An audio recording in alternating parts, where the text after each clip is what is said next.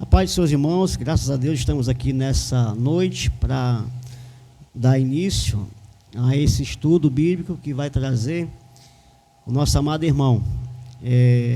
A gente sabe que o homem, por si só, ele é um ser religioso. Ele tem na essência dele a crença de que Deus existe. Cada vez que você tenta vasculhar a história da humanidade, a história do homem, você sempre vai encontrar esses vestígios religiosos na vida do ser humano. E existe algo, irmãos, que se faz necessário nessa história de religiosidade, que é justamente a religião, que no latim vem de religare, que é a religião. Mas essa ideia de religare, ou seja, ligar novamente, já dá a entender de que o homem se afastou de Deus. E quando o homem se afastou de Deus, se fez necessário a religião para tentar novamente fazer com que o homem voltasse para Deus. E nessa tentativa, seria lógico que o próprio Deus mostrasse o caminho para o homem se voltar para Deus. E essa volta só pode ser feita, realizada através de Jesus Cristo. Porém, meus amados irmãos, muitas religiões se apresentam como o caminho para levar o homem a Deus. E muitas vezes acabam apresentando descaminhos em vez do caminho. Por isso nós pregamos Jesus Cristo como o único e suficiente Salvador.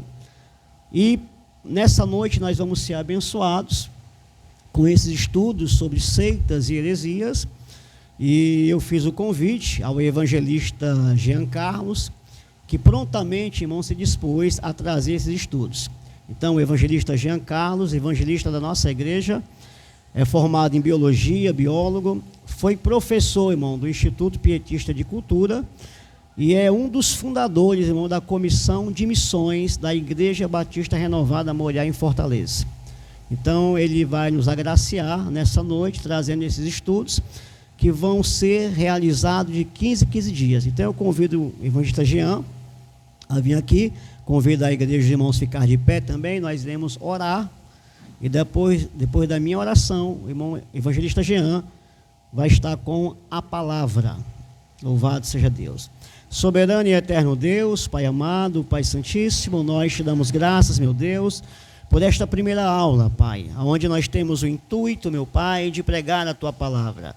Olha, meu Deus, para o Teu Filho nessa noite, Pai, usa poderosamente, Pai, a qual, meu Pai, durante tantos anos tem labutado no conhecimento das Escrituras, a qual, meu Pai, tem se especializado, meu Pai, em doutrinas, seitas, heresias, para mostrar, meu Pai, o caminho da salvação, o caminho da verdade. Por isso, abençoa o Teu Filho, meu Deus amado, ser com Ele, para a edificação da Tua igreja, Pai. Nesses aqui, meu Pai, que nesse momento, irmãos em Cristo, também se põe na posição de alunos para aprender, meu Pai, a Tua santa palavra. É o que nós te pedimos, meu Deus, em nome de Jesus. Amém e amém.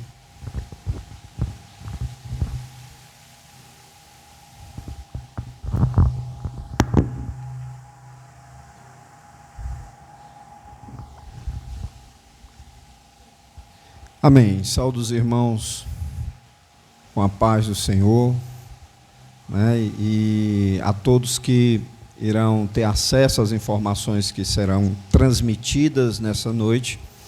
Nós vamos estudar, irmãos, sobre o tema que está abordado aqui na tela, que faz parte das seitas, heresias, que é sobre o adventismo do sétimo dia, certo? Nós vamos estudar, inclusive até me façam recordar, eu estou me recordando do período que eu fazia parte dos professores do Instituto Pietista, né? Que a gente teve uma cadeira que foi sobre seitas, heresias, e eu fiquei encarregado de falar sobre as seitas, heresias, não especificamente sobre uma só, mas sobre o que era a seita e o que era a heresia, de onde veio esses termos, né? De onde veio essas palavras.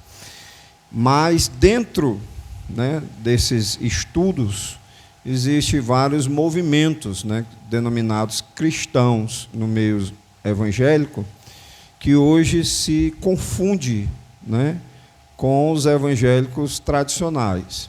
Por isso que é importante, irmãos, a gente estudar sobre isso, porque principalmente nesse período que nós estamos vivendo, na época que nós estamos, em que as antigas heresias, hoje elas têm sido abraçadas, né?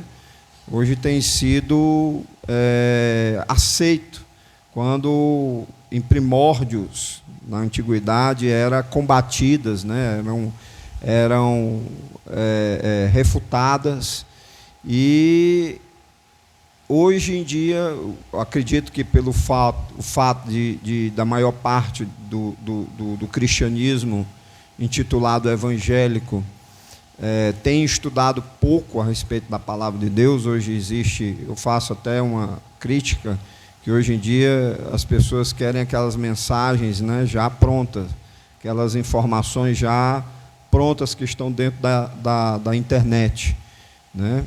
Eles acessam lá o computador e tem já as mensagens prontas, diferente da minha época. Na nossa época nós não tínhamos nós não tínhamos esse tipo de acesso, embora não seja contra, eu também pesquiso sobre isso, mas na minha época era a época da leitura. Quando nós queríamos descobrir alguma coisa, nós queríamos estudar sobre um determinado assunto, nós pegávamos os livros, irmãos, e estudávamos, líamos sobre determinado assunto. Por exemplo, hoje eu comecei a estudar sobre a religião islã, sobre o islamismo. Estou preparando uma aula futura para falar sobre os muçulmanos, né, sobre a religião islâmica, e eu tenho me aprofundado muito, inclusive tentando descobrir mais sobre o Alcorão. Mas, enfim, nós vamos hoje estudar sobre o Adventismo do sétimo dia. O Adventismo do sétimo dia, irmãos, hoje tem sido aceito na maior parte das igrejas evangélicas. Já vi, né, igrejas como batistas, né, cedendo seus púlpitos para essas pessoas pregarem, né? Nós devemos respeitar a todas as pessoas, nós não devemos faltar com respeito a elas. Mas, no que diz respeito aos ensinamentos bíblicos, irmãos, aos ensinamentos da palavra de Deus, nós devemos ter cuidado como igreja, né? Como igreja. A partir do momento que eu cedo um púlpito de uma congregação para uma pessoa que pensa diferentemente daquilo que eu prego, que eu ensino, que crê totalmente diferente daquilo que nós aprendemos como evangélico, então isso se torna um perigo. E é o que nós estamos vendo atualmente. Eu já vi pastores, né, como o Rodrigo Silva, pregar em púlpitos de igrejas evangélicas, né? Eu não me refiro ao adventismo, mas me refiro à igreja evangélica. Não tenho nada contra ele em relação como pessoa, até porque não o conheço. O que eu conheço dele é apenas através de estudos, podcast e outros meios, né, que eu tenho visto ele debater. Inclusive, teve um debate recentemente que ele teve com um professor evangélico, que era falando sobre o criacionismo, sobre o evolucionismo. E eu achei muito bom. Como professor, ele é uma pessoa, como arqueólogo, né, que ele é um arqueólogo, a formação dele é na arqueologia, ele é uma ótima pessoa, né? Mas a gente não deve esquecer, irmãos, a origem dele. Ele faz parte de um movimento, né, conhecido como a Igreja Adventista do Sétimo Dia. A Igreja Adventista do Sétimo Dia, irmãos, há muitos anos atrás, ela foi combatida. Logo no surgimento dela, já teve crentes, né, que começaram a perceber o perigo que esse movimento estava trazendo para a igreja evangélica. Mas, com o passar do tempo, que eu acredito ser uma estratégia, depois nós vamos ver se der tempo, as cartas, as escritas da própria fundadora, uma das próprias fundadoras, que é a Ellen White, que ela instruía os seus obreiros a penetrar dentro dos movimentos cristãos, movimentos evangélicos, para distorcer os ensinamentos, né, para fazer proselitismo. Inclusive, é uma estratégia, quando eu me lembro, quando eu era jovem, era uma estratégia que eles usavam. Eu presenciei, logo no começo da nossa congregação, aliás, no começo da minha fé, alguns debates que a gente teve com os adventistas, que teve congregações evangélicas que estavam quase fechando. Uma vez a gente foi para um debate lá no Bom Jardim, de um irmão até ligou para a gente, pediu ajuda, porque muitos irmãos da Assembleia de Deus estavam saindo da Assembleia de Deus e estavam indo para o Adventismo. Porque havia uma pessoa lá que tinha entrado dentro da igreja evangélica, Assembleia de Deus, e estava repassando as suas doutrinas, estava questionando a doutrina da igreja evangélica, Assembleia de Deus, e estava ensinando a doutrina adventista, como a guarda dos 10 mandamentos para os tempos atuais, a guarda do sábado, que o sábado nós sabemos que é a espinha dorsal, é a coluna do adventismo, a questão do sábado, e eles estavam penetrando dentro da denominação Assembleia de Deus, e estavam levando irmãos, estavam roubando muitos irmãos, levando muitos irmãos para o adventismo. E a gente foi lá, fez um debate com eles, mostramos pelas Escrituras que o sábado, assim como os 10 mandamentos, era um mandamento que tinha uma bilateralidade, ou seja, era entre Deus e o povo de Israel. O sábado era um pacto entre Deus e Israel, no dizer respeito à igreja cristã. Nós pegávamos os argumentos que eles usavam, que eles utilizavam da Bíblia, que distorciam a exegese do texto que nós líamos. Eles pegavam, distorciam, a gente dava o sentido real, mostrava, e graças a Deus, irmãos, foi uma bênção, as pessoas que foram esclarecidas, elas retornaram para a igreja Assembleia de Deus naquele momento, Mas hoje, irmãos, está acontecendo o mesmo problema, Hoje está acontecendo o mesmo problema, por conta do Rodrigo Silva, que é uma pessoa muito educada, um professor, arqueólogo, tem muitos seguidores, a maior parte são seguidores evangélicos, Já tive conversando com algumas pessoas que eram de igrejas batistas, e eles tinham o adventismo como irmãos, Tem muitas igrejas evangélicas, irmãos, hoje que estão confusas, muitos irmãos que estão confusos no meio evangelho, estão recebendo o adventismo como sendo irmãos, e nós sabemos, irmãos, que nem eles mesmos, nos seus ensinamentos, nos tratam como irmãos, porque segundo o adventismo, todo aquele que se reúne no domingo, para o adventismo, o domingo é o sinal da besta. Vocês, irmãos, se lembram, os mais antigos devem se lembrar, que eles colocavam até fanelógrafos, aliás, outdoors, em Fortaleza, eu cheguei a ver outdoors que eles diziam, que o domingo que o sábado, eles enfatizavam muito que o sábado é o dia do Senhor, que o domingo era o sinal da besta, que não era o dia para que a igreja deveria se reunir. Eu já cheguei a ver isso aqui em Fortaleza. E eles não têm a igreja evangélica como irmãos. Agora, quando eles se apresentam como se fossem irmãos.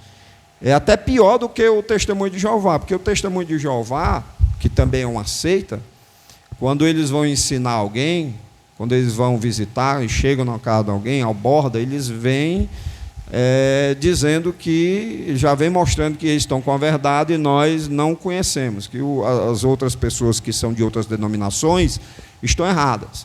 O adventismo não, eles penetram dentro das igrejas, eles entram dentro das denominações, e lá dentro das denominações, irmãos, os espaços são cedidos, porque aparentemente eles parecem evangélicos, eles utilizam as mesmas tradições bíblicas, Nós temos a Bíblia João Ferreira de Almeida, eles utilizam a mesma tradução, as suas escrituras, eles utilizam a mesma tradução, e eles parecem muito com o evangélico. Por isso que muitas pessoas que, por falta de conhecimento a respeito da própria seita em si, por falta de conhecimento com relação à palavra de Deus, se deixa levar pelos ensinamentos do adventismo, né? Então, agora eu vou combinar com os irmãos, eu vou exibir aqui o material de pesquisa, que são os slides, fazer os comentários.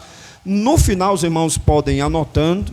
No final, os irmãos podem fazer as perguntas. Eu vou dar um espaço para que os irmãos venham fazer as perguntas, né? Então, os irmãos anotem. A primeira página que eu queria mostrar para os irmãos é com relação à história. A origem dos adventistas e suas doutrinas. É o que nós vamos estudar nessa noite. Como foi que eles surgiram, né? Como foi que deu início, né? Um dos fundadores foi Guilherme Miller. Ele era da Igreja Batista, irmãos. Embora eu não tenha colocado aí, mas ele era de Igreja Batista. E ele saiu da Igreja Batista, através das suas conclusões, dos seus pensamentos, né? Ele começou a pregar uma série de erros, uma delas respaldada nas visões que ele tinha. Uma delas foi em relação à vinda de Jesus, daí o nome adventista, né? O nome, irmãos, em si, o adventismo do sétimo dia, tem uma razão de ser, que a gente vai observar nessa noite. O fato de se chamar adventista do sétimo dia tem uma razão de ser. Advento é vinda, né? E o sétimo dia, os irmãos sabem que é o sábado. Então, é um título que, é um nome que eles decidiram em concílio entre eles mesmos, em reunião entre eles mesmos, criar este nome para que abrangesse aquilo que eles defendiam, aquilo que eles criam. E uma das identificações dessa igreja, dessa denominação, é a questão das datas que eles criaram, né, que eles propuseram, que era o ano em que Jesus, através de um cálculo errôneo, mal interpretado das Escrituras a respeito da vinda de Jesus, e eles fizeram várias previsões, e com isso também em relação ao sétimo dia, ao sábado, que para eles é o dia que deveria ser guardado ainda hoje, né? O descumprimento do sábado, assim como os 10 mandamentos, a pessoa não tem salvação.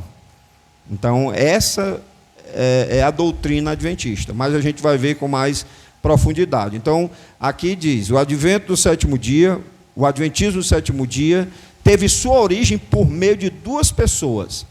Guilherme Miller, que foi o prepulsor, cabeça, que começou a pregar suas ideias errôneas em 1881, a data em que ele começou a pregar, e a segunda, a senhora Ellen Gold Ehrman White, que é a segunda pessoa, que é a papisa do adventismo.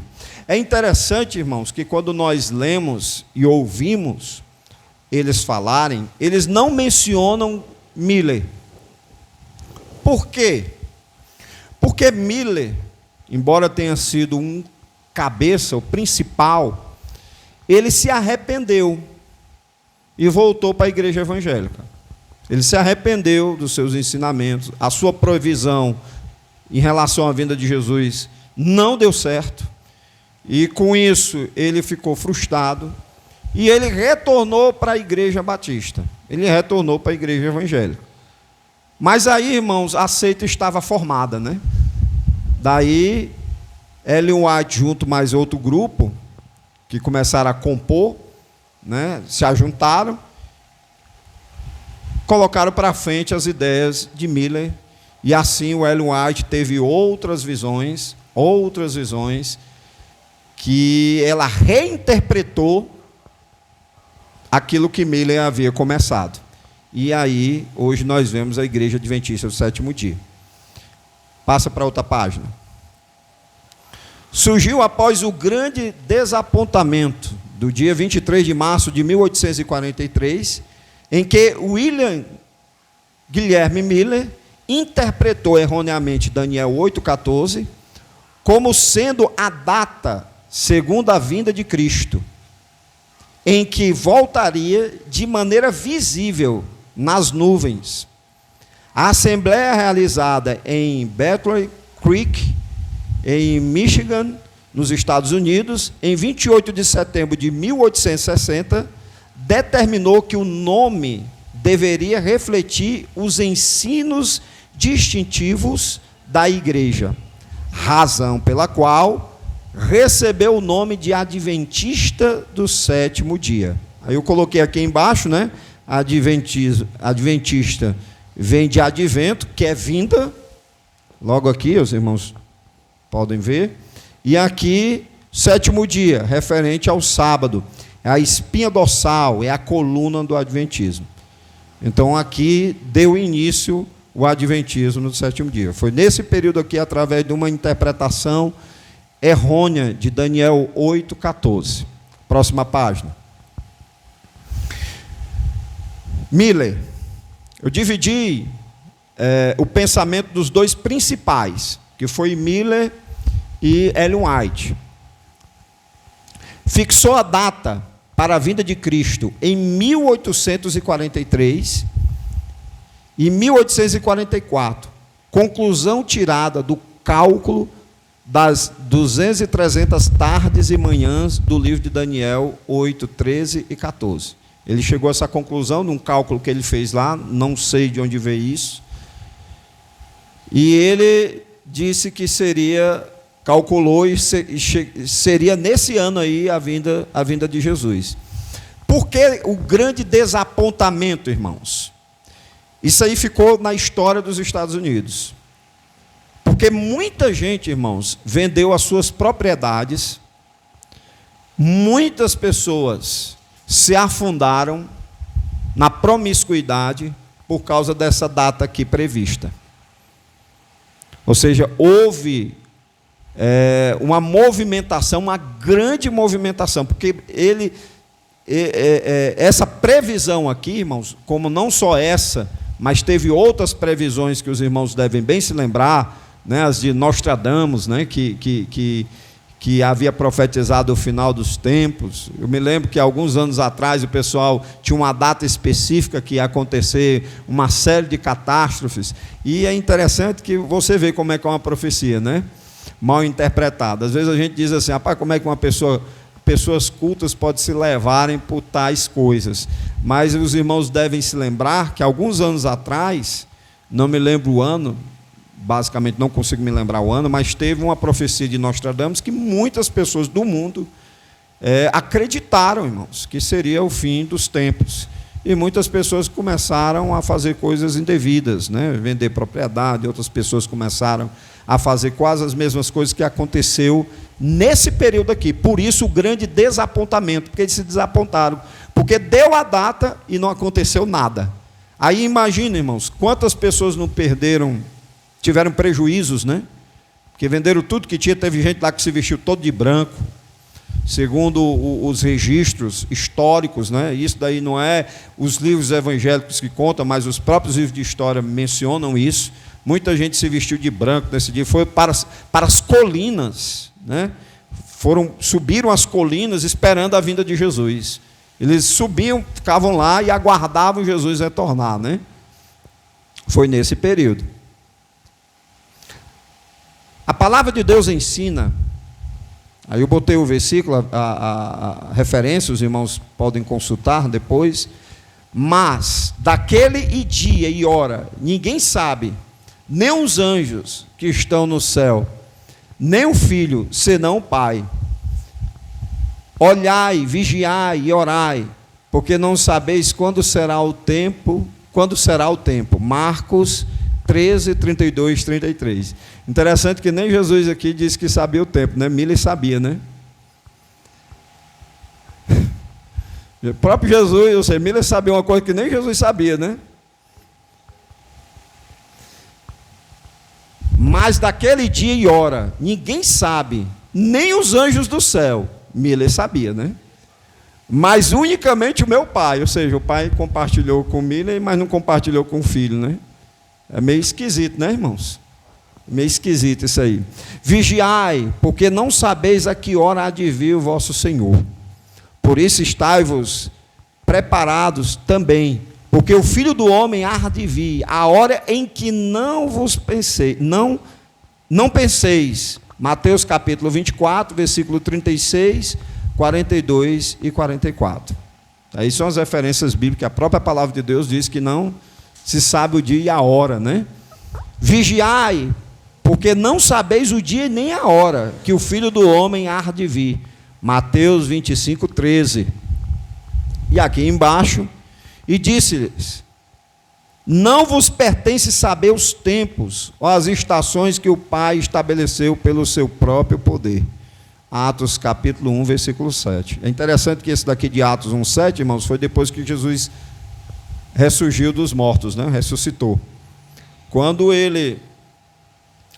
Geralmente o testemunho de Jeová, que é outra seita, diz o seguinte, que quando Jesus disse isso aí, eles usam até o argumento, como é que Jesus é Deus se ele não sabia o tempo que ele vinha? Nós damos a explicação para isso, né? Nós sabemos que Jesus ele possui duas naturezas, uma divina e a outra humana. Como Deus, ele sabe de todas as coisas, mas como homem ele era limitado ao conhecimento. Por isso que lá em Lucas diz que ele crescia na graça e no conhecimento. Se ele crescer na graça e no conhecimento é porque como homem ele era limitado. E os irmãos devem saber que, embora sendo Deus, não usou por usurpação ser igual a Deus, mas a si mesmo se esvaziou tomando a forma de servo. Então Jesus, como Deus, ele sabia todas as coisas, mas só que ele estava na condição humana. E na condição humana ele proferiu isso aqui, somente o Pai. Mas note que lá em Atos 1,7, quando os discípulos perguntam, quando os discípulos falam em relação à restauração de Israel, Jesus já muda a maneira de falar. Ele diz assim, olha, não se preocupe com isso não, como quem diz assim, eu racei, agora eu estou como Deus aqui, todo o poder me foi dado no céu e na terra, né? Quando Jesus foi glorificado, quando ele ressuscitou, e deu a ordem aos discípulos, agora ide por todo mundo, pregar o evangelho a toda criatura. Quem revelou o livro de Apocalipse, irmãos? Foi Jesus, né? Foi Jesus, mas esse período em que Jesus mencionou aqui, ele estava na condição humana. Então, como Deus, ele sabe todas as coisas. Mas é interessante que ele dizia aos discípulos que estavam preocupados de saber qual era o dia. Ele diz, não vos pertence saber disso. Ou seja, Deus não queria, irmãos, revelar isso aqui para ninguém. Não queria. Deus sabe qual é o dia que ele vai vir, mas ele não queria. Mas a seita, ela arriscou em profetizar os dias da vinda de Jesus. Para outra página. Segura aí a pergunta aí, irmão.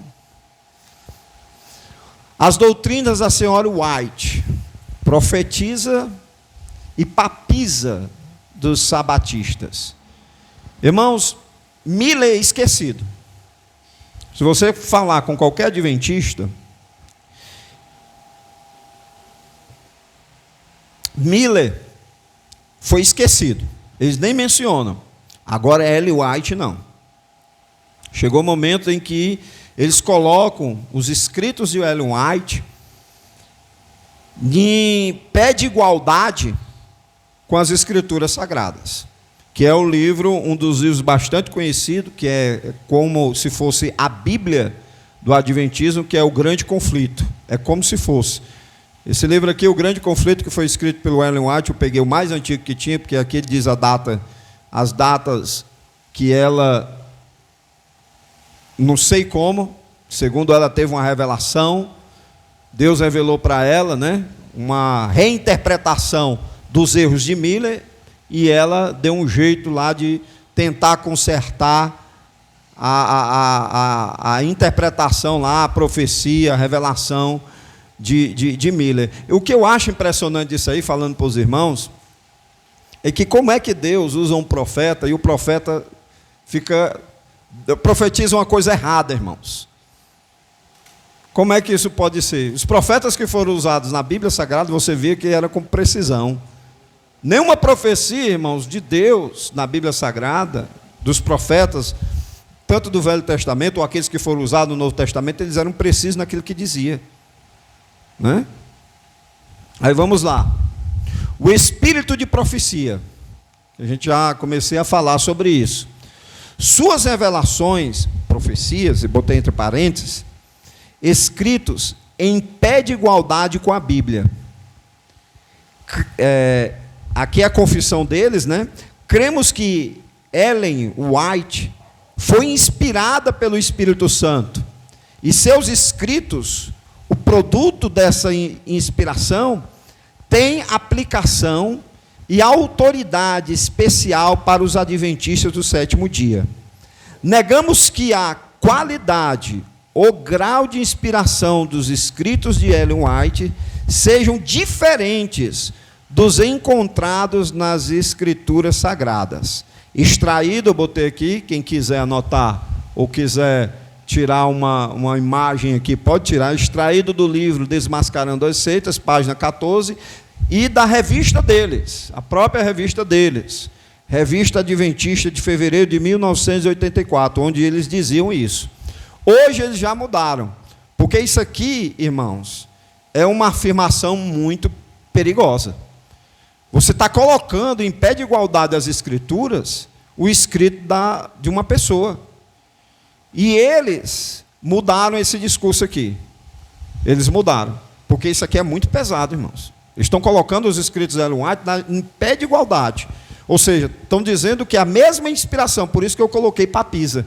Porque para a Igreja Católica, a palavra do Papa tem autoridade como as Escrituras. O que o Papa menciona tem a mesma inspiração das Escrituras, se não mais, né? Se não mais. Então, eles acreditam e ensinam da mesma maneira. Só que hoje, eles viram o perigo que isso aqui estava causando para a seita, né? Para a igreja deles, e eles estão mudando o discurso. Vamos lá. Pouca atenção tem sido dada à Bíblia. E o Senhor nos deu uma luz menor para guiar homens e mulheres para uma luz maior, extraído, aqui eu botei extraído do livro Desmascarando as Seitas, de Paulo, se não me engano é Paulo Romero, e do livro deles, Orientação Profética do Movimento Adventista, página 108.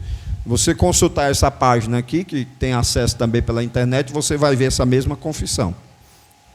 Parte de baixo.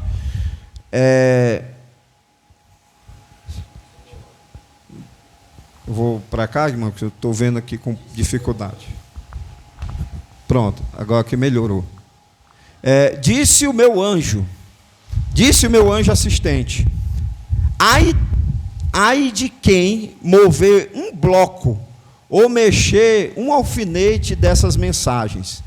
Isso aí parece aquela passagem que a Bíblia diz, né? Foi uma cópia, né? Do último versículo lá do livro de Apocalipse, né? Extraído do livro Desmascarando as Seitas também, página 15, e do livro Primeiros Escritos, página 258, da senhora Ellen White. Próxima página. As doutrinas da senhora White, profetisa e papisa dos adventistas. Trouxe novas datas para a vinda de Cristo. Irmãos, essas datas aí foram pesquisadas, todas foram datas que a Igreja Adventista do Sétimo Dia profetizou a respeito da vinda de Jesus.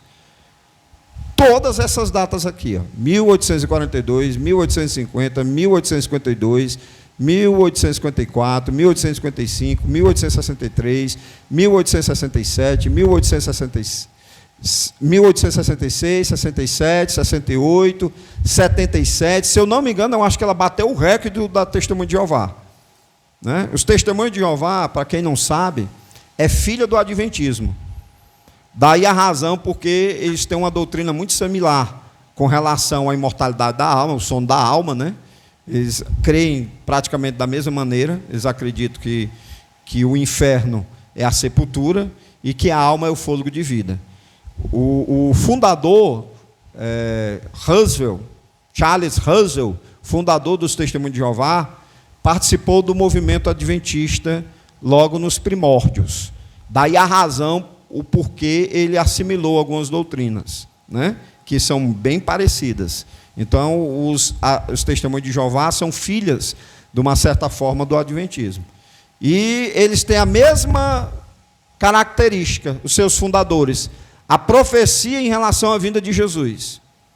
Eles profetizaram do mesmo jeito, as mesmas datas, parecidas, irmão. E se eu não me engano, pelo que eu percebi, os adventistas, eles calcularam mais anos, né, do que os Testemunhos de Jeová, até porque faz parte da doutrina, né?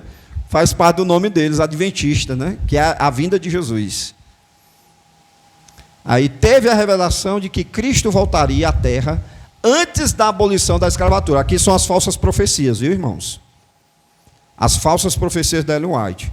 Ela dizia que Jesus ia voltar antes da escravatura lá, antes da abolição, antes de ser abolida a escravatura nos Estados Unidos. Foi abolida aqui no Brasil e Jesus ainda não retornou, né? Foi uma falsa profecia dela. Vou ler novamente. Teve a revelação de que Cristo voltaria à terra antes da abolição da escravatura nos Estados Unidos, que o sistema da mesma provocaria outra rebelião e que a Inglaterra declararia guerra aos Estados Unidos. Nada disso aconteceu. Sabatismo à luz da palavra de Deus, página 19. É um livro também que fala sobre as falsas profecias de Ellen White. Ela diz ainda que viu uma revelação que a porta da graça se fechara em 1844. Ou seja, Jesus não ia salvar mais ninguém, né, depois desse ano aqui. Em 1844. E que nenhum pecador encontraria mais salvação depois desse ano. Ela chegou a profetizar que depois desse ano aqui, de 1844, ninguém mais se salvaria. Ninguém mais se salvaria. Daí, irmãos, você vê o perigo, né, de uma denominação dessa. A maioria dos irmãos, de pessoas de igrejas evangélicas, como a Assembleia de Deus, acredita que essa religião, que essa seita, são irmãos. Mas não são irmãos, isso aqui é a doutrina deles. É o ensinamento deles. Só que quando eles abordam uma pessoa, eles não vão dizer isso aqui, não. Eles não dizem nada disso, não. Eles cativam a pessoa, né? Cativam a pessoa. Aí, mais embaixo, está escrito: porém, profeta que tiver a presunção de falar alguma palavra em meu nome, que eu não lhe tenha mandado falar, ou que falar em nome de outros deuses, esse profeta morrerá. E se disseres no teu coração, como conhecerem a palavra que o Senhor não falou? Quando o profeta falar em nome do Senhor, e essa palavra não se cumprir, nem suceder assim, esta é a palavra que o Senhor não falou. Com soberba falou aquele profeta. Não tenhas temor dele. Deuteronômio 18, 20 e 22. Está lá em Deuteronômio 20, 22. Jeremias 14, 14 também, Deus repreende os falsos profetas, né, que vinham profetizando que era o Senhor que estava falando quando o Senhor não falou. É interessante, irmãos, que Deus na Bíblia, ele manda colocar em prova os profetas. Aqueles que vinham dizendo que Deus tinha falado, quando na realidade Deus não tinha falado. E Deus dizia: olha, vocês ficam atentos para isso aí. Ficam percebidos para isso aí. Se aparecer, Deus era tão diligente em relação a isso aí para o povo, que Deus dizia: olha, se aparecer um profeta, um sonhador, alguém fazendo milagre, está lá em Deuteronômio, fazendo alguma coisa, um milagre, no meio de vocês aí, que poderia acontecer, e disser, vamos a outros deuses, não o escutai. Deus permite isso para provar o vosso coração, se me amais ou não, se guardareis a minha palavra ou não. Está lá em Deuteronômio. Deus dizia, e já no Velho Testamento, né, que poderia aparecer alguém fazendo milagres. E hoje, irmãos, é um perigo isso. Por que que nós devemos, ou crente deve, ter convicção na sua doutrina, sedimentar a doutrina por conta dessas coisas, irmãos. Para não nos deixar levar por essas coisas que vão acontecer. Quem estuda escatologia, vê na grande tribulação, vai ter muitos sinais realizados pelo falso profeta, vai ter muitas maravilhas acontecendo no mundo e vai levar um bocado de multidão a acreditar, a crer nisso. O que nós devemos nos vacinar é o nosso antígeno, falar na linguagem da biologia, é a palavra de Deus. Porque conhecendo a palavra de Deus, irmãos, esse tipo de heresia não nos atinge. Por que hoje as igrejas evangélicas estão sendo enganadas? Estão reconhecendo ele como irmãos? Porque, como disse Jesus, errai-vos por não conhecer as Escrituras. E eles não conhecem nem as Escrituras e quanto mais a história de seitas como essa. Outra página. O espírito de profecia, né? Segundo Ellen White, era o espírito que movia as palavras dela, né? Então diz assim, afirma que a expressão testemunho de Jesus e o espírito de profecia, lá em Apocalipse 19:10, é uma alusão aos escritos da senhora White.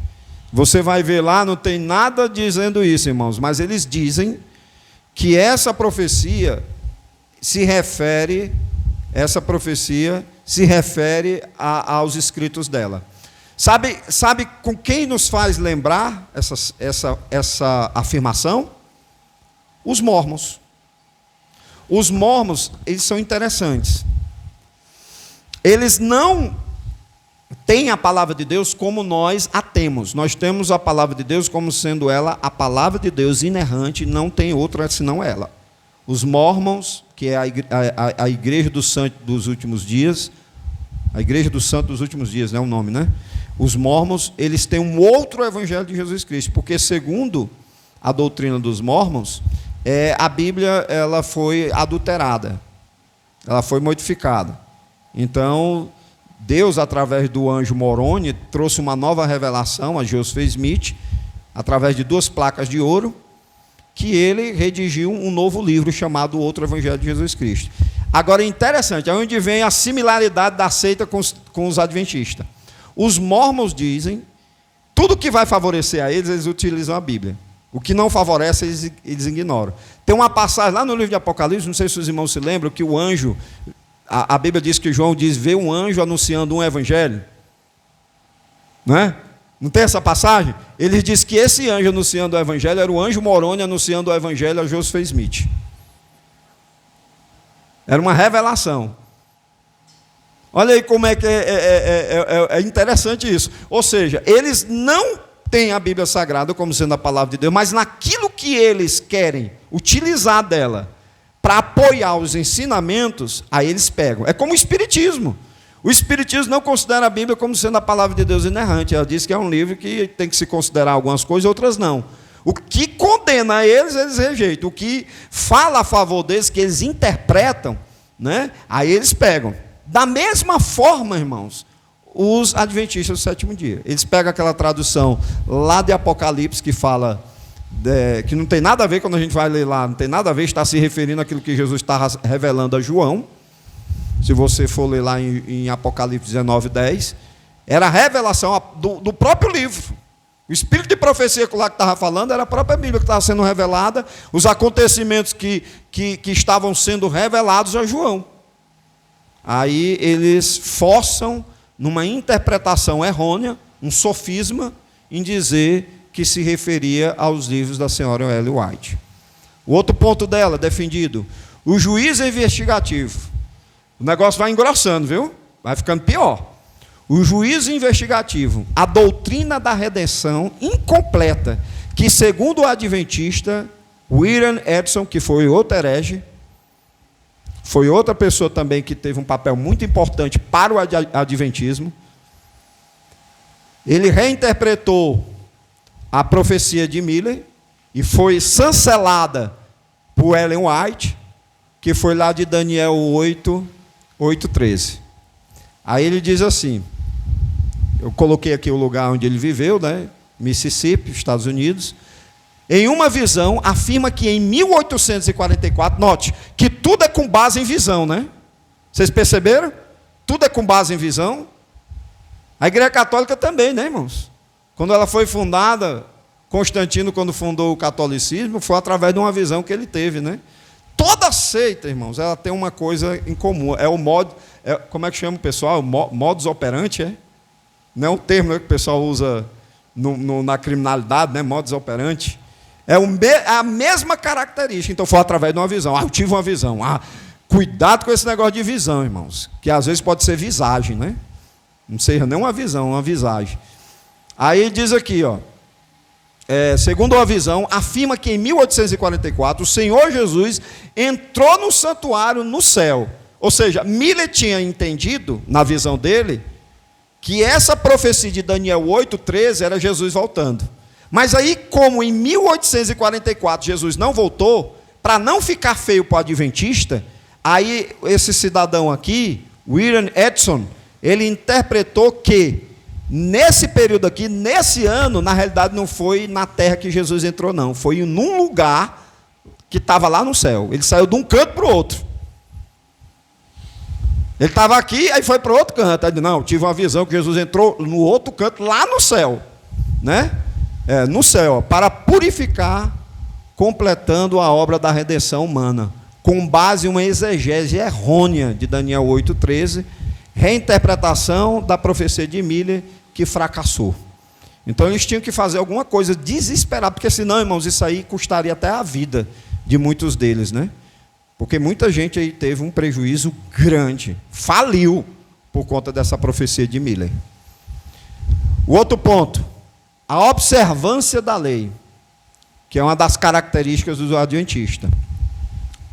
Obrigatório para todos os homens, com ênfase aos 10 mandamentos. Dividem a lei em moral, né?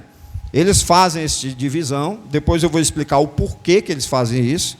Eles dividem a lei em moral e cerimonial. Que foi abolida apenas a cerimonial. A moral, os 10 mandamentos, está em vigor. Eles dividem a lei, porque na Bíblia Sagrada a gente vai ver que não há essa divisão. Claro, nós sabemos que existe a lei que ela é moral, existe uma lei cerimonial, mas a Bíblia não faz essa divisão. Aqui é a lei moral e aqui é a cerimonial, não. A gente vê isso e percebe isso. Mas a Bíblia em si, ela não divide em lei moral e lei cerimonial, não. Para a Bíblia, para Deus, é uma lei só.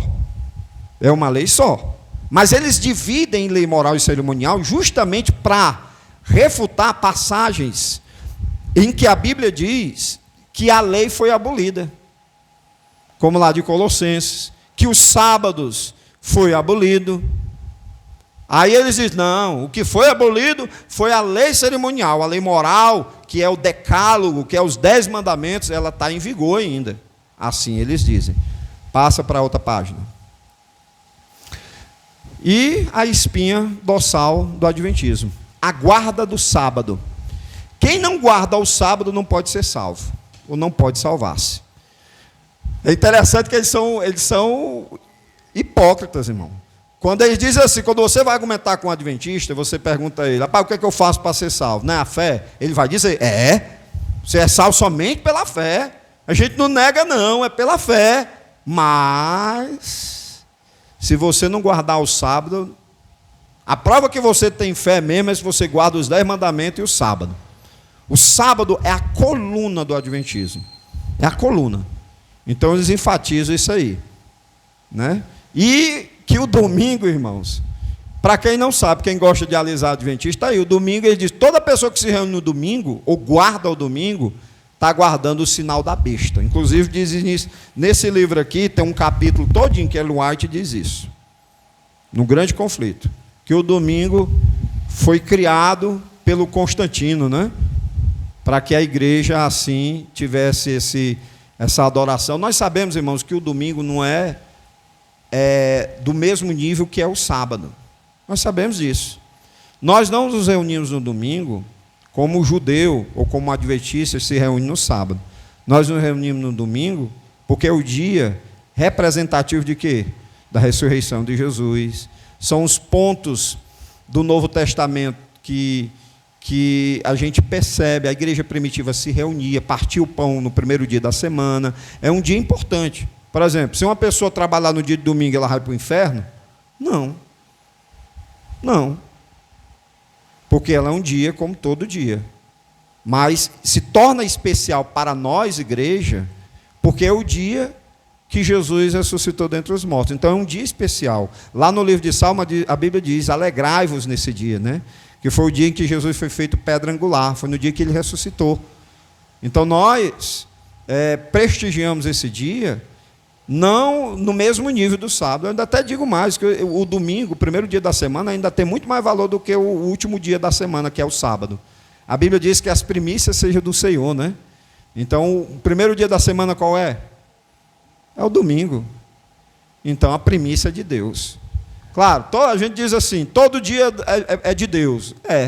Mas a gente se reúne no domingo como igreja, por costume da igreja primitiva, porque é um dia em que Jesus ressuscitou dos mortos, porque era o dia que partiu o pão, foi o dia que lá em Atos 2 o Espírito Santo desceu sobre a igreja. Era um dia importante. Se não fosse importante, não teria esses acontecimentos que foi realizado no dia de domingo. O dia do sábado. O sono da alma é outro ponto do adventismo. O que é o sono da alma? Para quem já está cochilando aí de cansaço do trabalho, até entende. O sono da alma, irmãos, é a doutrina que eles dizem o seguinte, que quando a pessoa morre, inclusive, eu vou aproveitar para corrigir muitos irmãos que são crentes, estão dentro da igreja evangélica, mas eles creem desse jeito aqui, que o adventismo acredita. Eu vi muito, mas não é pouco não, é muito crente que acredita que quando a pessoa morre, ela vai dormir. Fica dormindo, é o sono da alma. Já vi gente crente dizendo isso, que o crente vai dormir. Eu até brincando, eu digo assim, irmão, eu passo a minha vida todinha dormindo, morrendo, para dormir ainda? Eu quero passar a eternidade glorificando a Deus, né? Adorando a Jesus, né? A durma, pega o piaba, a durmo que só. Aí eu morro, ainda vou dormir? Não. Mas a Bíblia diz, irmãos, em várias passagens, que após a morte, para o incrédulo segue o juízo, ele vai para o inferno, que não é a sepultura, como acreditam os adventistas e os testemunhos de Jeová, e aqueles que morreram em Cristo vão para o céu, como está escrito lá na própria tradução usada pelos adventistas, quando o malfeitor da cruz disse, Senhor, em tuas mãos entrego o meu espírito. E naquele momento, o espírito do homem foi para o Senhor. Então, na própria tradução, que eles não modificaram, da tradução usada pelos adventistas, tem essa passagem.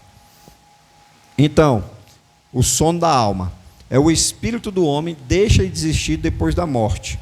Ele dorme ou morre também com o corpo. Desaparece como o fôlego dos animais. Então, eles acreditam que quando a pessoa morre, ela deixa de existir. Irmãos, olha o perigo dessa doutrina aqui. Eu ia deixar para falar depois, mas olha um perigo logo de cara.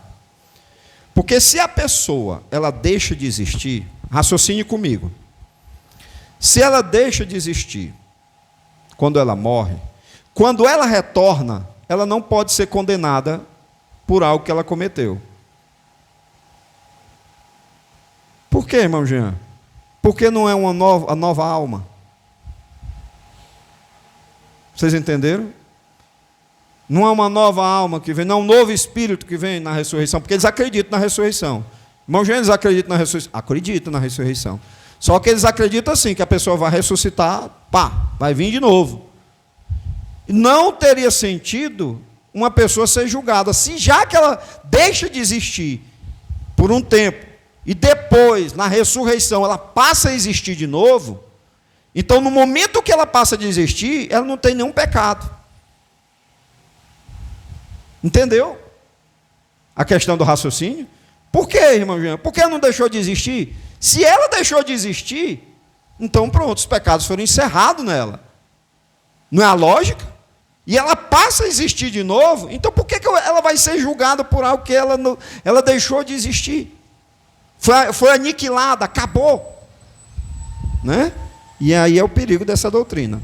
Negam.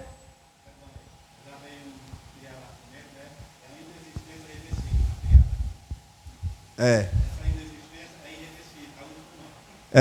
esquisito, né? É muito estranho.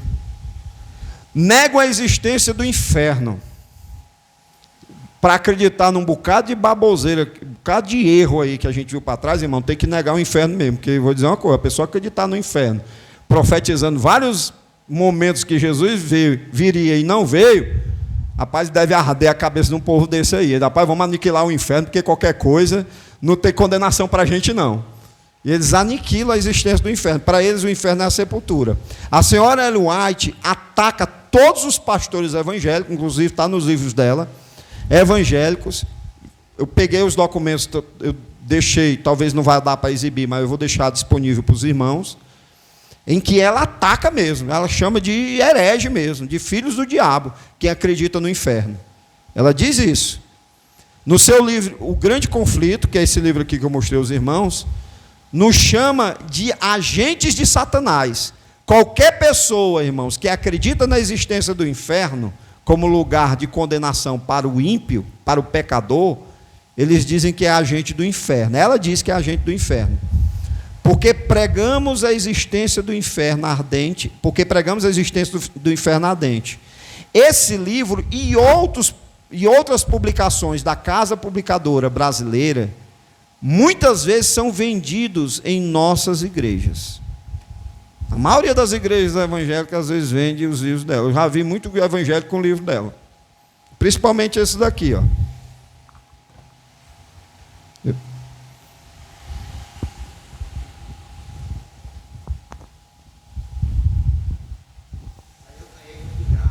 Pois é. Esses livros aqui, ó. Esses livros aqui são deles, viu? E tem esses ensinamentos, irmãos. Tem ensinamento sobre o sábado, sobre os mandamentos. Eles são sutis. E já vi muito crente com esses livros aqui, lendo esses livros. Né? E dando estudo. Já vi crente dando estudo em cima desses livros, irmão. Já vi crente mesmo, crente fiel a Deus, dando estudo em cima desses livros heréticos. Não era desfazendo, não, era apoiando os ensinamentos que tinha dentro. É o perigo, irmãos. Esse é o perigo, a falta de conhecimento. Eles negam a existência do inferno nesse grande conflito. Outra página, passa para outra. Pontos principais que distinguem os adventistas do sétimo dia dos evangélicos. Agora nós vamos ver os pontos principais, isso é importante. Os pontos principais que vai distinguir as igrejas evangélicas, né, tradicionais, fiéis, né, doutrinariamente, dos adventistas. Um dos pontos é o bode emissário. O que é esse bode emissário? Dizem que o bode emissário de Levítico 16, 5, 10, do dia da expiação, representa Satanás. Assim os adventistas colocam Satanás como coautor da redenção. Isso aqui é terrível, viu, irmãos? Isso aqui é terrível. Até hoje eles ensinam isso, que o diabo ele levou os pecados da humanidade também. Porque lá em Levítico, os irmãos abram a Bíblia aí. Vamos ler a Bíblia. Eu vou ler com vocês, que eu acho que é a última página. É a última página, irmão? É a última página? Ou ainda tem mais outro? Tem os escritos dela, né? Lá em Levítico 16, 5 diz assim: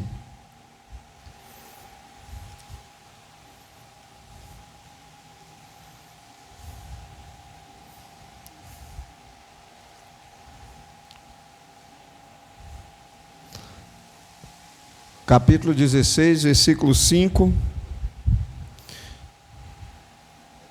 E da congregação dos filhos de Israel tomará 2 bodes para expiação do pecado e 1 carneiro para o holocausto. Aí eles dizem o seguinte, que o bode que era enviado, no versículo 10 ele vai dizer isso, ó, mas o bode sobre o que cair a sorte para ser o bode emissário, apresentar-se-á vivo perante o Senhor, para fazer expiação com ele, a fim de enviá-lo ao deserto como bode emissário. Ou seja, o que é que acontecia?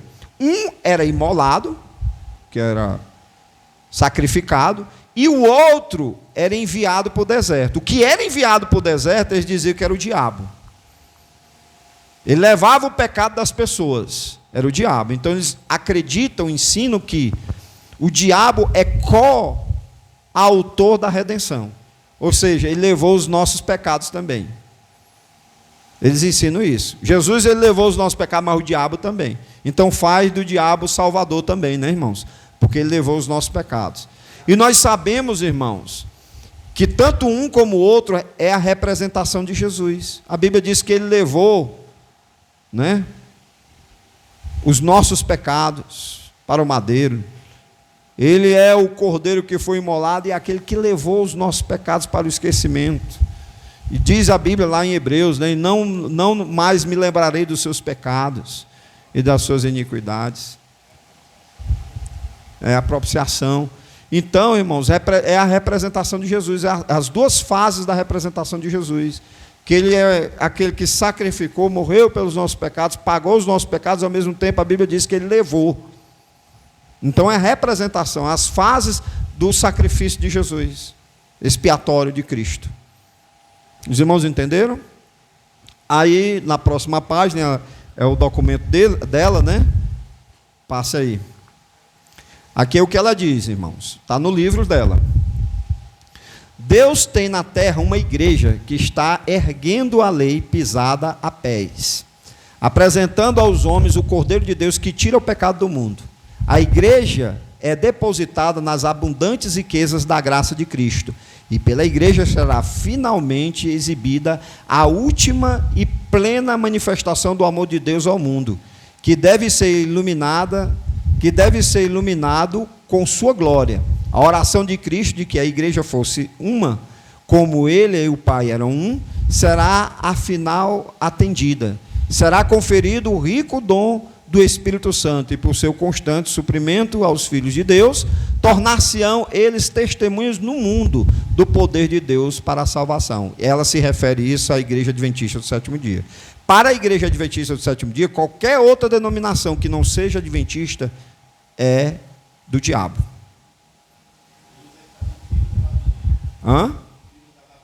São filhos da Babilônia, com o sinal da besta, que é o domingo, né? A outra página, irmão. Aqui, ó, Ellen White afirmou que esteve presente numa reunião entre Satanás e os anjos caídos. Qual era o plano de Satanás, segundo Ellen White? Fazer a humanidade guardar o domingo, né? Outra página. Aqui está também extraído de um livro deles, né? Que ela ensina as ciladas. Ela diz que a cilada do diabo é a penetração da questão do domingo. Ao aproximar o povo de Deus dos perigos dos últimos dias, faz Satanás ardorosa consulta com os seus anjos, quando o plano do maior êxito do sentido de transtornar a fé, vê que as igrejas populares já estão sendo embaladas para dormir. Embaladas para dormir, pelo seu poder enganador, por meio de agradáveis sofismas e mentirosas maravilhas, pode ele continuar a conservá-los sob o domínio. Dirige, portanto, os seus anjos para que lancem suas ciladas, especialmente para os que guardam o segundo advento de Cristo e se estão esforçando por observar todos os mandamentos de Deus. Ou seja, ela está dizendo aqui que o diabo fica lançando armadilhas para os adventistas caírem, né? Diz o grande enganador: devemos vigiar aqueles que estão chamando a atenção do povo para o sábado de Jeová. Eles levarão muitos a ver a existência da lei de Deus. E a mesma luz que revela o verdadeiro sábado, revela também o ministério de Cristo no santuário celestial. E revela que a última obra para a salvação do homem está agora indo avante. Conservai nas trevas a mente do povo, até que esta obra termine, e teremos conseguido o mundo e a igreja também. Ensine isso aí que eu estou dizendo, né? O sábado é a grande questão que deve decidir o destino da alma. É o que eu disse, né? Que a espinha dorsal, a coluna do Adventismo, né? Está no livro dela. Devemos exaltar o sábado criado por nós. Temos feito com que ele seja aceito tanto pelos mundanos como pelos membros da igreja. Deve agora a igreja ser levada a unir-se com o mundo em sua defesa. Devemos trabalhar por meio de sinais, maravilhas, para lhes cegar os olhos quanto à verdade e levá-los a pôr de lado a razão e o temor de Deus e a seguir costumes e tradições. Influenciarei os ministros populares a desviar dos mandamentos de Deus a atenção dos ouvintes. Aquilo que as Escrituras declaram ser uma perfeita lei da liberdade será representado como um jugo de servidão. O povo aceita as explanações das Escrituras de seus ministros e não investiga por si mesmo. Portanto, operando por meio de seus ministros, posso dominar o povo de acordo com a minha vontade. Isso é o diabo falando, né? Mas nossa principal preocupação é silenciar esta seita dos observadores do sábado. Devemos exercitar contra eles a indignação popular. Ali estaremos ao nosso lado grandes homens e homens sabatistas, que a outra complementa. Aqui é o diálogo do diabo, né? Segundo ela, o diabo estava falando isso aí. Que enganar o povo, vamos enganar, e vamos perseguir esse pessoal que é guardador do sábado. Isso aqui me lembrou a Universal, né? A Universal, irmãos, os irmãos devem saber, lembrar, os mais antigos devem se lembrar que eles faziam isso.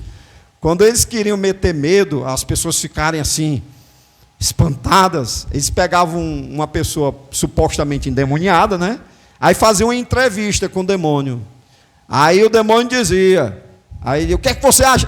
A pessoa, o pastor lá perguntava, o que é que você diz dessa igreja, demônio? Eu não gosto dessa igreja, porque essa igreja tem Deus e não sei o quê, aqui tem Jesus, não sei o quê, ou seja, os demônios que diziam, né? Que a igreja era verdadeira.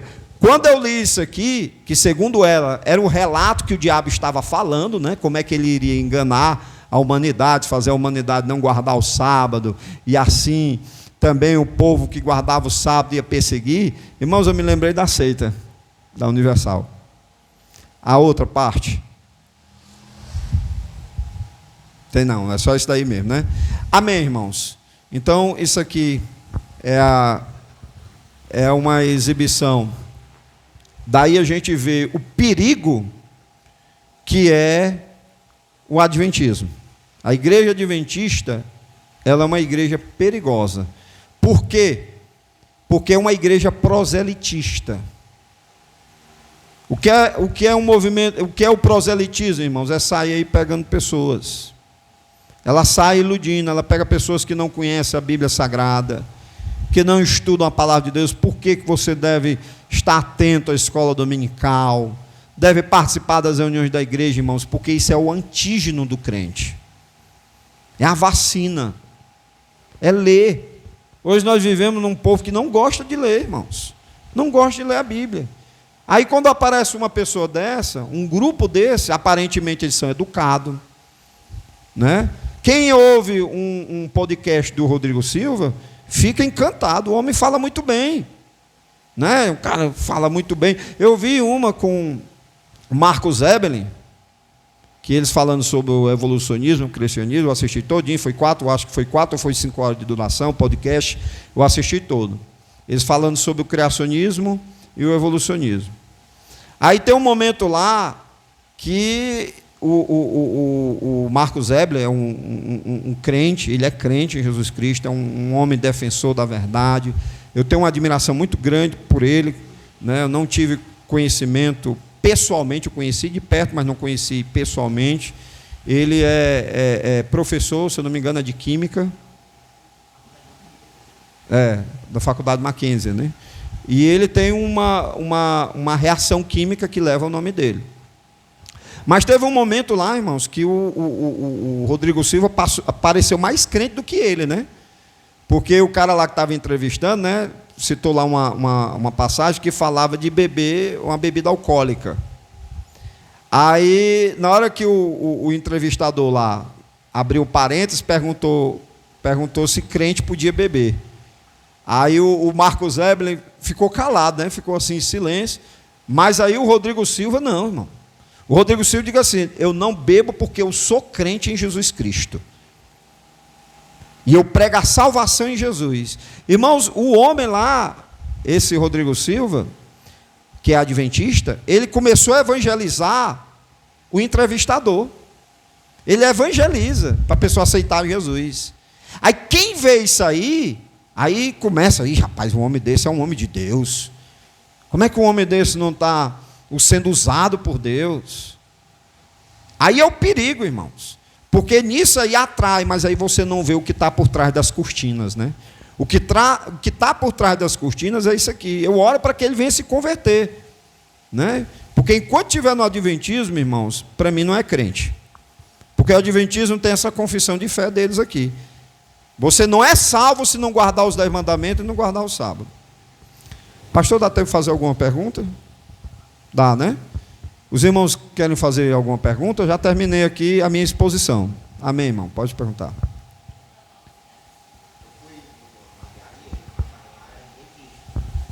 Ele falou para mim, com todas as palavras,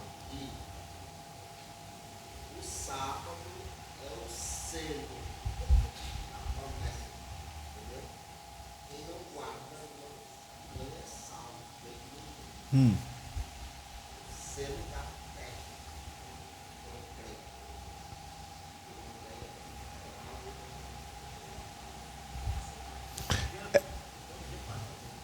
Pode fazer. Refazer a pergunta dele? Tá certo, eu vou refazer. A pergunta o que o irmão falou foi em relação a dizer que o sábado é o selo de Deus, né? É o dia do Senhor, o selo, como se fosse a garantia de que a pessoa é salva. Pronto. Pronto. O sábado, irmãos, ele, geralmente, as pessoas que defendem o sábado, defendem pelo fato de ele estar entre os 10 mandamentos. Eles dizem logo assim: não, o sábado é uma lei moral. Se a gente for perceber isso, se a gente for olhar e dizer que o sábado é moral porque está entre o decálogo, a gente comete um erro. Qual é? Se o sábado é uma lei moral porque ela está dentro do decálogo, quem está fora do decálogo não é moral? É uma pergunta. Ainda vou dar a sua resposta. Essa é a minha pergunta. Ou seja, se eles dizem que o sábado ele é uma lei moral porque está dentro do decálogo, dos 10 mandamentos, o decálogo é os 10 mandamentos, é uma lei moral, então quem está fora dele não é? Claro que não, irmãos. Claro que não. O fato dele estar entre os 10 mandamentos não lhe faz uma lei moral propriamente dita. Assim como aquele que está fora não desvalida ela é uma lei moral. Por exemplo, o homem não se deitará com outro homem como se fosse mulher. É uma lei moral. Não terás nenhuma relação com animais. É uma lei moral. Tem mandamentos: ama o Senhor teu Deus de todo o coração, alma, força e entendimento. É uma lei moral. Está lá, é um mandamento. Está fora do decálogo. É uma lei moral. E o fato do sábado estar lá dentro não quer dizer que ele faz ele uma lei moral, não. Até porque a gente vê que o sábado, irmãos, era uma lei entre Deus e Israel. Era um pacto entre Deus e Israel. Vamos ver aqui na Bíblia, acho que dá tempo. Se eu não me engano, lá em Êxodo, diz assim, sobre o sábado.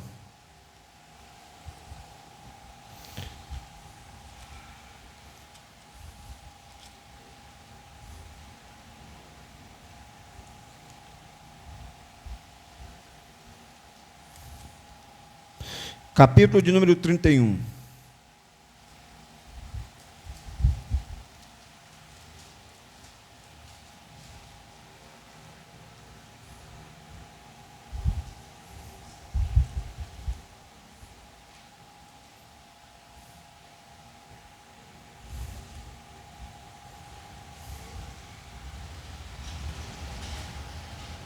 Versículo...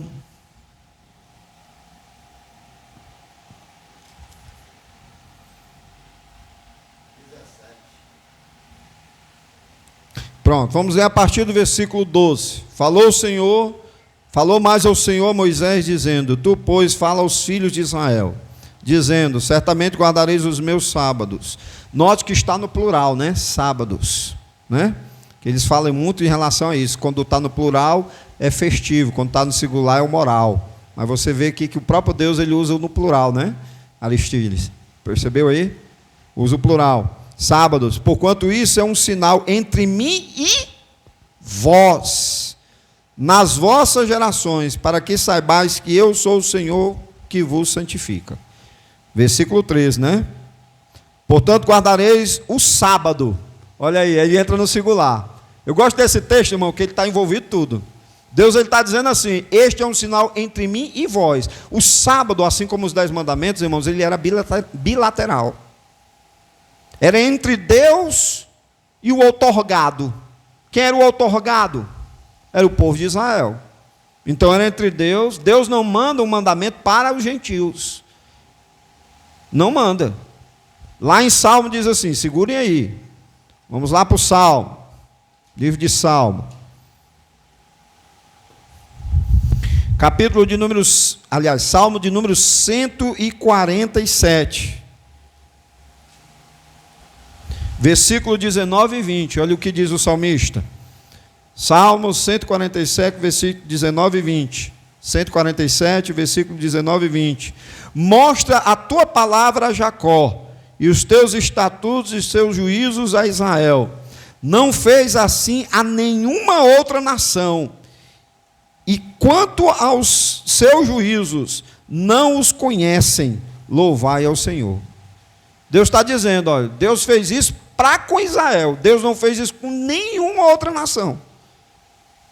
Então, os mandamentos, a lei de Deus, era um pacto bilateral entre Deus e Israel. Tanto é que você vê que na lei do sábado era o teu animal não trabalhará, o teu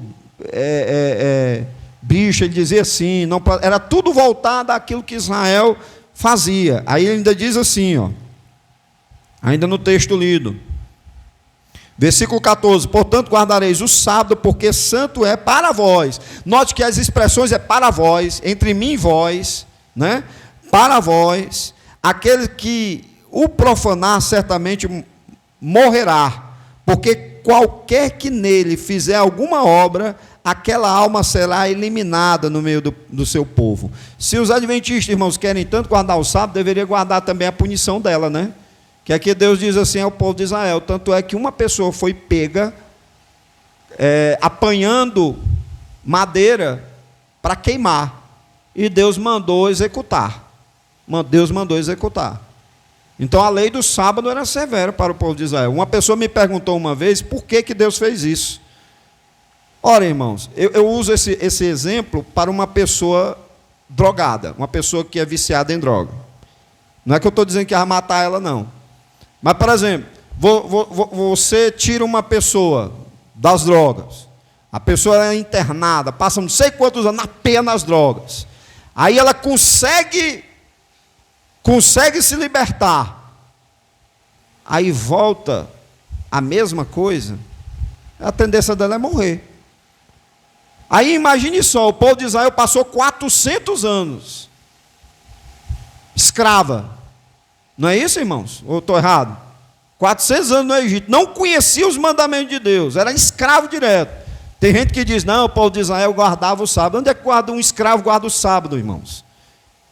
E outra, se o povo de Israel conhecesse o sábado, eles só passaram a conhecer os sábados no deserto, se eu não me engano é Ezequiel que diz isso, eles só passaram a conhecer o sábado quando Deus apresentou ao povo de Israel, se os patriarcas, como os adventistas dizem, que é Abraão, Isaac, Jacó, guardaram o sábado, então, irmãos, era notório que o povo de Israel também ia conhecer o sábado. Quando Deus apresentasse o sábado a eles, eles saberiam, porque passaria de tradição. Porque é esquisito a pessoa passar 400 anos no deserto e nunca ter ouvido falar sobre o sábado. Não é? Um povo todinho, não estou dizendo uma pessoa não, mas um povo todinho, uma nação todinha, passar 400 anos no deserto e não conhecer o sábado. Se era guardado pelos patriarcas as coisas mais simples que os patriarcas ensinaram, que era a respeito da circuncisão, quando eles estavam lá no Egito, eles praticavam a circuncisão. Aí não praticava o sábado. Não é esquisito? Não é estranho isso aí? Aí eles dizem isso aí. E você vê que o sábado, ele era um pacto. Por que Deus, sim, explicando, por que Deus mandou matar? Olha, irmãos, eles passaram, o cara passava 400 anos pedindo por liberdade. Para ser solto, era gemendo, era debaixo de chicote, não tinha folga, não tinha feriado. Como diz o católico, não tinha Semana Santa. Era na pé direto. E ainda intensificou mais ainda quando Moisés foi interceder pelo povo. Aí que Faraó intensificou.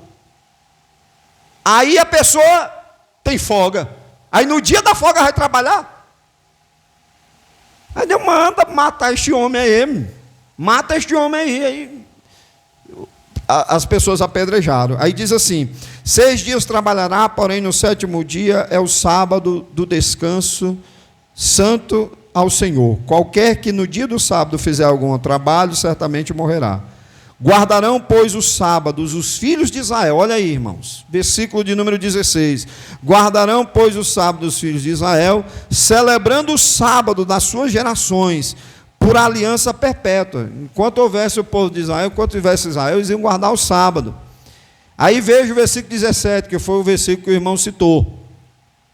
Entre mim e os filhos de Israel será um sinal. Será um sinal. Para sempre, porque em 6 dias fez o Senhor os céus e a terra, e ao 7º dia descansou e restaurou-a. E restaurou-se. Então, vai ser um sinal entre mim e vós. Note que ele não diz assim, entre mim e o mundo, não. Entre mim e os outros povos. Ele diz, entre mim e vós. E é interessante isso, acho que Deus me fez me lembrar, que Deus diz assim, porque alguém pode dizer assim, não, mas as outras nações, eu conhecer as leis de Deus. Ia conhecer, mas elas não estariam sujeitas, não. Eles iam conhecer, como diz lá em Deuteronômio, mas eu conhecer e diz assim, que povo e nação tão sábia, que tem leis e Deus tão achegado como esta nação tem. Mas note que em nenhum só momento Deus obriga as nações a guardarem a lei. Lá em Romanos, olha o que é que diz a Bíblia. Como as nações, os povos que não eram judeus, não guardavam a lei, não era para Deus, Deus não exigir isso deles, irmãos, não exigir. Como diz lá Paulo aos Romanos, a lei vem um conhecimento do pecado, eles iam conhecer o pecado, que era pecador, mas eles estariam isentos de guardar. Porque como diz a Bíblia, se você guardar e tropeçar num só ponto, você se torna maldito pelos demais, né? E lá em Romanos diz assim, ó, capítulo de número 2, versículo 12, porque todos os que sem lei pecaram, sem lei também perecerão, e todos que sob a lei pecaram, está se referindo aos judeus, pela lei serão julgados. Porque os que ouvem a lei não são justos diante de Deus, mas os que praticam a lei hão de ser justificados. Aí ele vai falar no versículo 14, porque quando os gentios, irmãos, quem é os gentios na Bíblia? Os gentios é todos aqueles que não faziam parte de Israel, era considerado como gentio, não é? Porque quando os gentios que não têm lei, isso aqui se referia aos mandamentos, à lei de Deus. Quando os gentios que não têm lei, fazem naturalmente as coisas que são da lei, não tendo eles lei para si mesmos, são lei, os quais mostram a obra da lei, escrita em seus corações, testificando juntamente a sua consciência. E os seus pensamentos, quer acusando-os, quer defendendo-os, no dia em que Deus há de julgar os segredos dos homens por Jesus Cristo, segundo o meu evangelho. Eu vou explicar aqui. O que é que Paulo está querendo dizer? Ele está querendo dizer que os judeus, eles guardavam a lei, tinham a lei escrita, né? Eram leis utilitárias, que eram aquelas leis que a pessoa tinha que ter higiene, né? Tinha que levar uma pazinha do lado, para você ter cuidado quando fosse fazer as suas necessidades, ter onde você enterrar. Tinham leis para bom convívio, né? Entre as pessoas, entre os irmãos. E tinham as leis que eram leis santas, morais. Toda lei é santa, mas eram leis morais. Eu não estou dividindo a lei entre cerimoniais e morais, porque para o judeu a lei era uma coisa só. Para o judeu, para o israelita, a lei era uma coisa só. Agora, tinha as leis utilitárias, que era para o bem comum das pessoas, para o convívio das pessoas, como eu disse, era o que se tratava em relação à higiene, e tinha as leis que era não matar, não furtar, não adulterarás, não dirás falso testemunho. A lei, por exemplo, natural, o homem coabitaria com uma mulher, não com outra pessoa, outro homem. Então, eram leis morais. Aí os judeus tinham isso por escrito. Aí Paulo dizia o seguinte aos romanos: e os gentios que não têm essa lei? Eles fazem naturalmente as coisas que são da lei. Que lei natural é essa? Irmãos, há em cada homem na face da terra, embora não tenha conhecimento da Bíblia, o que nós chamamos de lei natural. O que é a lei natural? É uma lei moral que há dentro do homem como Deus o criou. Quem fala muito disso aí é o pastor Aníbal Pereira dos Reis. Inclusive, eu tenho um livro dele aqui que eu trouxe para mostrar aos irmãos, é A Guarda do Sábado, que ele vai refutar a questão do sábado, que não é para a igreja, o sábado era para os judeus. Ele vai falar também da lei dos 10 mandamentos. Nesse livro aqui ele fala sobre isso aí, que havia uma lei natural que rege a todo homem. O homem sabe que matar é errado. Ele sabe, porque essa lei de Deus que está dentro do homem, ela é como a lei da natureza. Por exemplo, tudo que é lei, irmãos, na quebra dela resulta em dano. Não é verdade?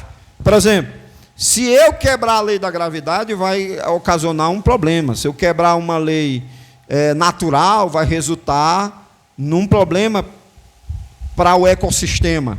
Então, toda lei violada, ela causa um dano.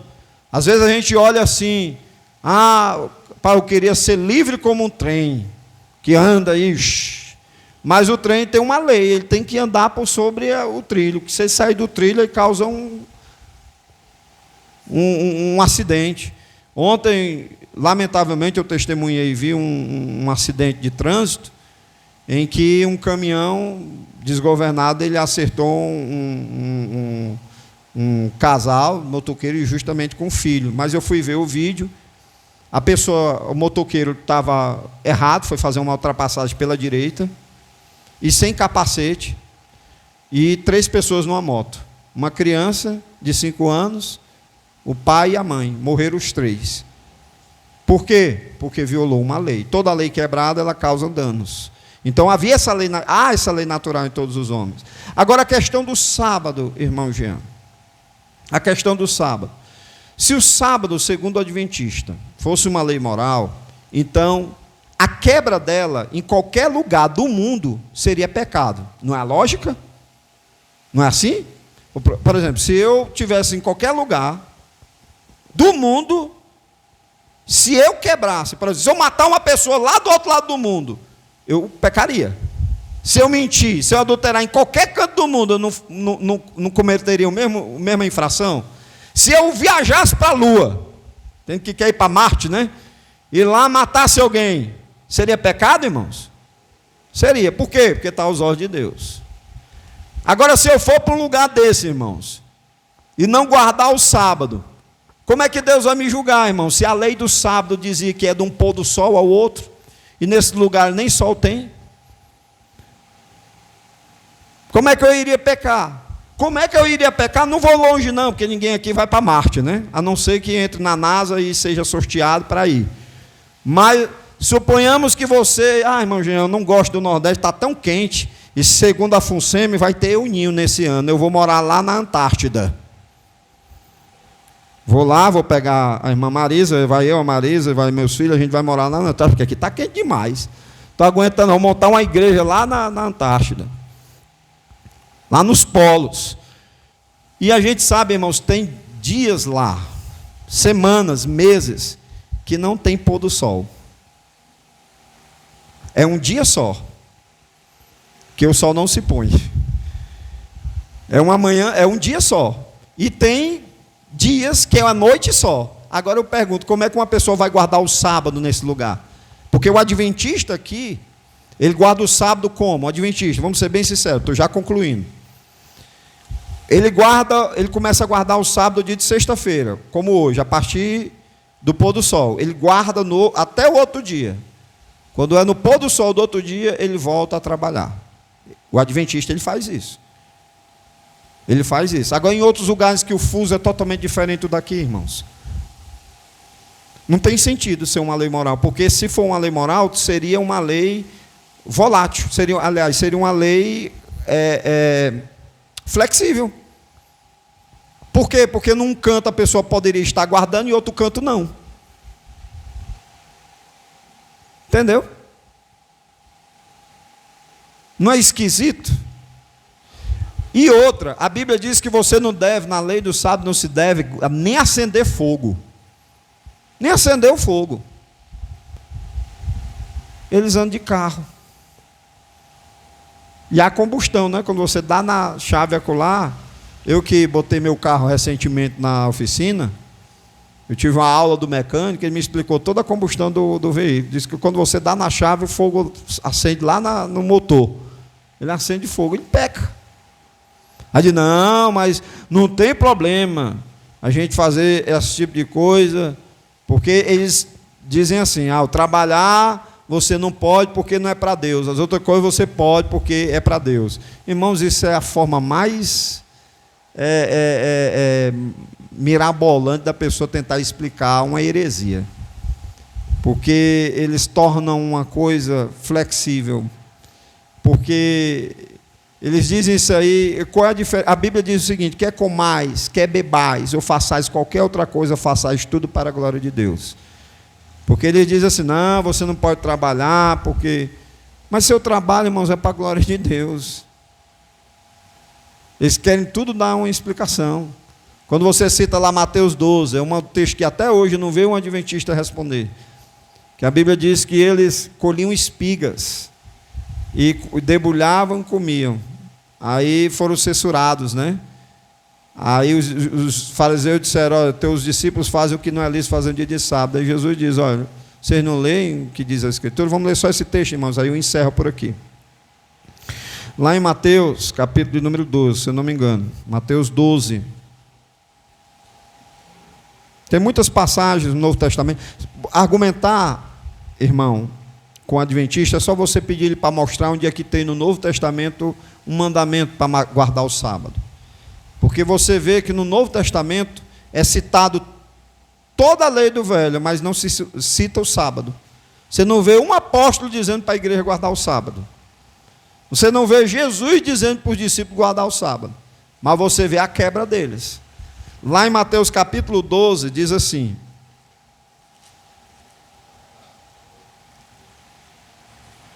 Mateus 12. Os irmãos até aqui estão entendendo, irmãos, a explicação? Estão, né? Amém. Mateus capítulo 12 diz assim. Naquele tempo passou Jesus pelas searas em um sábado, e os seus discípulos, tendo fome, começaram a colher espigas e a comer. E os fariseus, vendo isso, disseram-lhe, eis que os teus discípulos fazem o que não é lícito fazer no sábado. Os fariseus estavam certos, nesse ponto aqui, a respeito do sábado, porque a lei dizia que não era para ser feito isso. De uma certa forma eles estavam certos. Agora olha o que diz a Bíblia. Ele, porém, lhe disse, não tendes lido o que fez Davi quando teve fome, ele e os que com ele estavam? Como entrou na casa de Deus e comeu os pães da propiciação, que não lhe era lícito comer, nem aos que com ele estavam, mas só aos sacerdotes? Ou não tendes lido que na lei, não lido na lei, que aos sábados os sacerdotes no templo violam o sábado, note, quebram o sábado no templo, e ficam sem culpa? Vocês não leem, não? Irmão, eu gosto dessa passagem de Jesus aqui. Vocês não leem, não? Vocês não estão lendo a Bíblia, não? Tem que ler, irmão. Leia. Né? Pois eu vos digo que está aqui quem é maior do que o templo. Mas se vós soubesse o que significa misericórdia, quero, e não sacrifício, não condenarias os inocentes, porque o Filho do Homem até do sábado é o Senhor. Ele é filho de todos os dias, né? É Deus de todos os dias. Mas note que os discípulos aqui, eles foram censurados. Sabe qual é a explicação do adventismo para isso aqui? Ele diz assim, não, rapaz, mas não é pecado comer, não. Você pode comer. Mas, irmãos, a questão aqui é que não era a questão de comer, era o debulhar. O que é que fazia o povo de Israel no Velho Testamento? Eles escolhiam tudo antes, para que no dia de sábado eles tivessem descanso. Não era assim? Eles não. A questão aqui, o trabalho é debulhar. É debulhar. E a lei do sábado não permitia. Para terminar, João 9,14. Evangelho de João, capítulo 9, versículo 14. João, capítulo 9, versículo 14. Diz assim a palavra de Deus. Evangelho de João, capítulo 9, a partir do versículo 14. E era sábado, quando Jesus fez o lodo e lhe abriu os olhos. Tornaram, pois, também os fariseus a perguntar-lhe como vira. E ele lhe disse: Pôs-me lodo sobre os olhos, e lavei-me, e vejo. Então alguns dos fariseus diziam: este homem não é de Deus, pois não guarda o sábado. Diziam outros: como pode um homem pecador fazer tais sinais? E havia dissensões entre eles. Note que os fariseus eram adventistas, né? Do sétimo dia. Desse homem aí não guarda o sábado, ele não é de Deus, não. Mas Jesus, irmãos, ele mostrava o verdadeiro sentido, né? Que os discípulos estavam com ele, estavam nele, ele é o descanso. Essa palavra sábado, nas nossas traduções, se ela fosse traduzida para a língua portuguesa, não deveria ser sábado, deveria ser descanso. É porque, quando foram fazer a tradução, mantiveram a palavra, mas essa palavra sábado, ou sabatu, era uma palavra de origem hebraica, que foi para o grego, latim. Mas se ela viesse para a nossa língua portuguesa, deveria substituir a palavra para descanso. Quando Jesus diz assim: vinde a mim todos vós que estáis cansados e sobrecarregados, e eu vos aliviarei. Tomai sobre vós o meu jugo e aprendei de mim, que sou manso e humilde de coração, e então encontrareis descanso para as vossas almas. Essa palavra descanso no original é sábado. Então encontrareis sábado para as vossas almas. Por que os discípulos não eram culpados? Porque estavam em Cristo. E é interessante que Jesus ele cita uma cerimônia. Lá em Mateus 2 ele diz: não sabe que os sacerdotes no templo violam o sábado. Ora, irmão, se o sábado fosse um mandamento moral, em qualquer canto, em qualquer lugar, em qualquer atividade, seria pecado. Mas diz a Bíblia que os sacerdotes no sábado violavam. Como é que eles violavam, irmão Jean? Trabalhando dentro do templo, limpando, ajeitando lá as coisas para o culto, né? Limpando lá as vasilhas, os utensílios. Eles trabalhavam dentro do templo, mas dentro do templo, como eles estavam fazendo aquilo lá, era isento de culpa. Então, o sábado, aí era uma cerimônia em cima de um... E outro, quando eles sacrificavam, que era aquele trabalho todinho de molar e tudo, e aquilo lá é uma cerimônia, irmãos. Aí uma cerimônia está acima de um mandamento moral? Que esquisito, né? Ou seja, uma coisa que já foi abolida, segundo o Adventismo. Se você perguntar se deve sacrificar um cordeiro, ele vai dizer: não, não deve, porque isso aí fazia parte da lei cerimonial, e a lei cerimonial foi abolida. Aí quer dizer que uma lei cerimonial, ela prevalece uma lei moral? Porque o sábado, segundo o Adventista, é uma lei moral. Mas aí Jesus em Mateus 12 diz que no sábado o sacerdote viola o sábado e fica sem culpa. Por quê? Porque dentro do templo ele fazia todo aquele trabalho, imolava, sacrificava, limpava e ficava sem culpa. E aquilo, tudo que ele fazia, irmãos, não se faz hoje. Porque foi, segundo o Adventismo, faz parte da lei cerimonial, foi abolida. Mas é interessante que essa lei cerimonial prevalecia uma lei moral. Daí, irmãos, é uma verdadeira contradição, né? Então, essa é a doutrina adventista. Então, irmãos, tenham cuidado, né? Foi pouco aqui, pode ser que mais na frente, na próxima vez que eu venho aqui, a gente venha refutar os versículos e passagens que são usadas, né, por eles. Hoje nós vimos o contexto histórico, por isso que o tema era a história e suas doutrinas. A gente não se aprofundou nos argumentos que eles utilizam, porque a gente ia levar mais tempo. Mas na próxima vez que eu estiver aqui com os irmãos, a gente pode trabalhar só nas principais passagens utilizadas por eles, para a gente poder refutar, aprender a refutar as heresias. Amém? Então, agradeço a atenção de todos os irmãos. Peço desculpa porque avancei um pouco o tempo, mas eu acredito que foi proveitoso para vocês. Eu moro mais distante que os irmãos, com certeza. Mas eu estou feliz aqui por estar com os irmãos. Amém? Deus abençoe a todos. Em nome de Jesus, eu passo a palavra para o pastor Edmilson, que vai dar as considerações finais.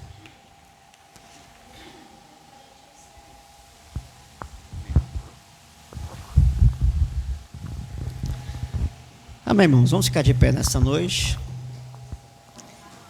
Foi uma benção, né? O evangelista Jean vai estar aqui de novo daqui a 15 dias, né, irmão Jean? Irmão, daqui a 15 dias, novamente, esse estudo bíblico para a igreja. Os irmãos não saiam com tanta pressa, né? A gente está oferecendo um coffee break aos irmãos aí, tá bom? E convido para orar encerrando o professor de escola bíblica dominical, irmão Aristides, para orar encerrando nessa noite.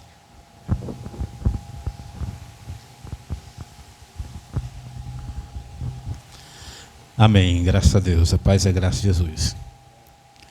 Pai Santo querido, graças te damos, ó Deus, por esse momento maravilhoso, mais uma vez, onde aprendemos, ó Deus, de forma clara e cristalina, que o nosso verdadeiro descanso está na pessoa bendita do Senhor Jesus.